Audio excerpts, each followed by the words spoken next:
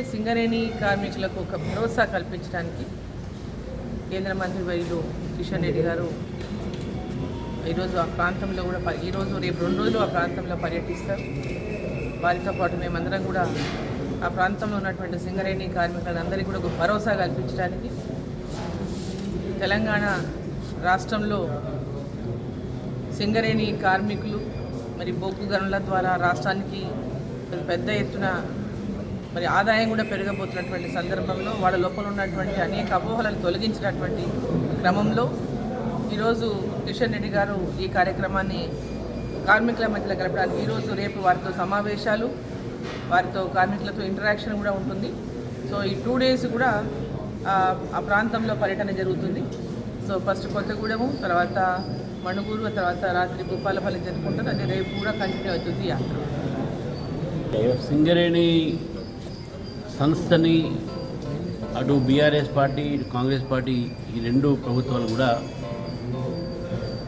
వారు నిర్లక్ష్యానికి గురి చేసి దాంట్లో నష్టాలలో కూరుకుపోయినటువంటి ఒక సింగరేణి ఈరోజు నరేంద్ర మోదీ గారి యొక్క ప్రయత్నంతో, కోల్ శాఖ మంత్రి కిషన్ రెడ్డి గారి ప్రయత్నంతో టెండర్స్ లేకుండా నామినేషన్ బేసిస్ మీద తడచర్ల 2 బ్లాక్ని సింగరేణికి అలాట్ చేయడం అనేది ఇది చాలా పెద్ద విషయం.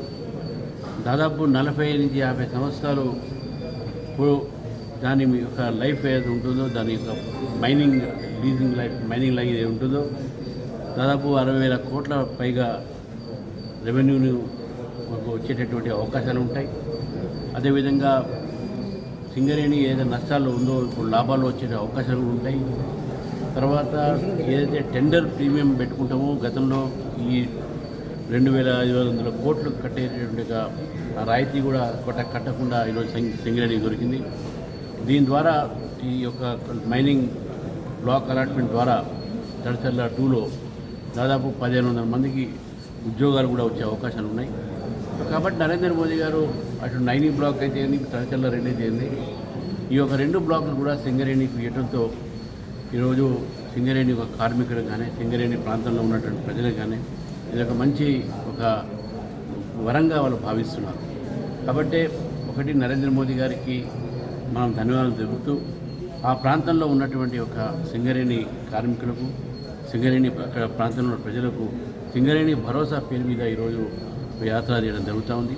ఇందులో కిషన్ రెడ్డి గారి యొక్క నాయకత్వంలో, అదేవిధంగా మా ఎంపీలు, మా ఎమ్మెల్యేలు 2 రోజులు కాబట్టి ఎమ్మెల్సీలు అక్కడ కొంతమంది, ఇక్కడ కొంతమంది 2వ రోజు అక్కడ జాయిన్ అవుతారు.